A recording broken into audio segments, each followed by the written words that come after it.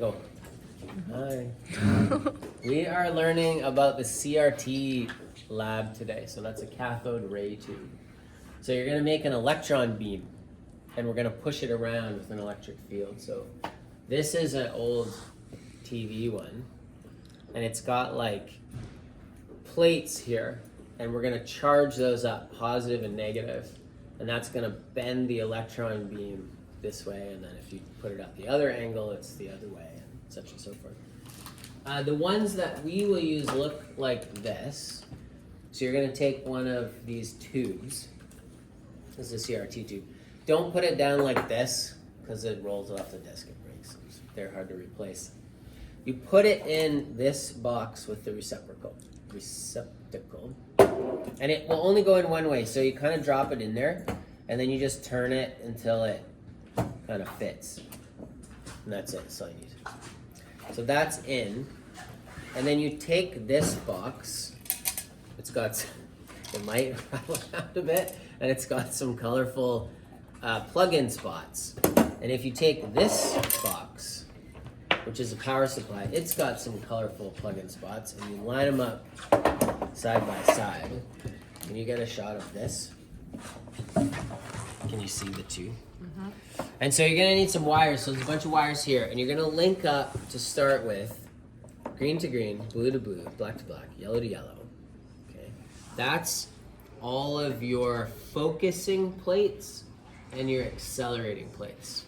If you want to have a look, you can see the circuits that are inside are printed on the top, so you can kind of see how it all works if you want. If you plug it in, oh, by the way, you're going to light this up with quite a bit of voltage, potentially 500 volts.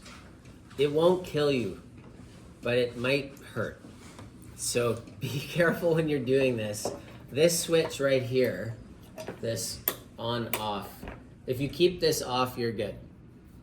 So you can plug in this one and plug in, you won't need to this one for now. This is the power supply that we're going to use to push the beam around. So first we'll get the beam and then we'll hook this up, okay? These four, I'll just show you this. These four green ones at the top, these are your deflector plate voltages. You'll see I put a paper clip in here, public school. So we linked these three together. And then the last two, you'll notice in the circuit, these two are kind of connected to this plate and the plate on the other side, so we'll be pushing it this way. You can push them both ways later on if you want to. These all have to be kind of the same voltage as the accelerating plate. So, and this one is this top red one. So we're gonna connect, the last thing we do is connect the 500 volts from our power supply into the top red thing here. And that's gonna accelerate your electron beam. So plug it all in, put your tube in, get all those wires connected, and if you look in the bottom, you'll see an orange glow down here. That means it's working. That's the heating element. Remember from our sheet we said that there's like a heating element on the end? So you'll see that orange glow. If you don't see the orange glow, there's a problem, you can ask me. And then if you get your 500 volts hooked up to your accelerating plates, you should see some kind of green on the top. That's the electrons hitting the phosphorus, and the phosphorus will glow when the electrons hit them. You can play with the intensity, and you can play with the focus to make your spot brighter and more or less focused. And then what we're going to do eventually is once you get that beam powered up, you're going to plug in this guy, and you're gonna go from red and from black, and you're gonna have two wires that go across the deflecting plates. And then I'll show you how to use this thing, and we'll play with the voltage, and that'll push the thing back and forth. So, box beside box, green, blue, black, yellow, 500 volts to the red on the top, and then the last thing you have to do, that's gonna light up your accelerating plates. You'll get the the beam going up, and it'll glow, hopefully.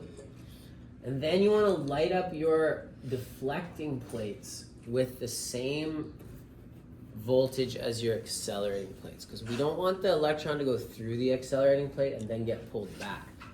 So we want all our deflector plates to be the same. So you're going to go in the top of that one and then hit your first deflecting plate, and that paper clip, if it's done right, you might have to check if it's connected, will light up all your deflector plates with the same voltage.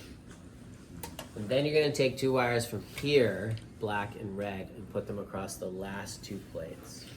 And you should be able to play with it. Be careful with these ones too. I'll just tell you how to do this because we're videoing. So these 2 bottom knobs are current limiters. So start with them totally off. Plug it in. Can you plug that in for me tomorrow? Thank you. Turn this on, and you'll see some numbers. These 2 top ones are your voltage adjusters. One is coarse, so it'll make big changes, and one is fine, so it'll make small changes. Good morning, Jessica. These 2, you want to be a little careful. Take your current limitators and turn them maybe halfway up. And then you'll see that the voltage will come up here. And then you can adjust. So turn everything down to start. Put your red and black across the last 2 deflector plates.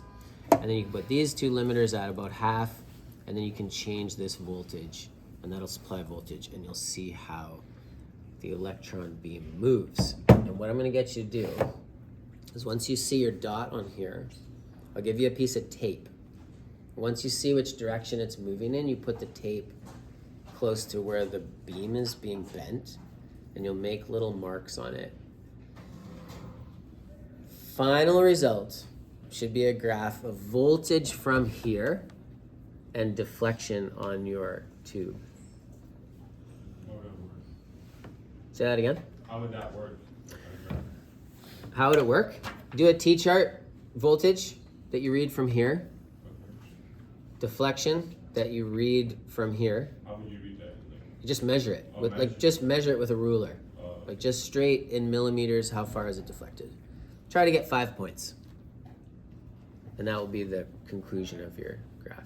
And then if you want to play around with it, you can take the paper clip out and you can get another one of these and you can push it in different ways. You can make it go in a circle and everything.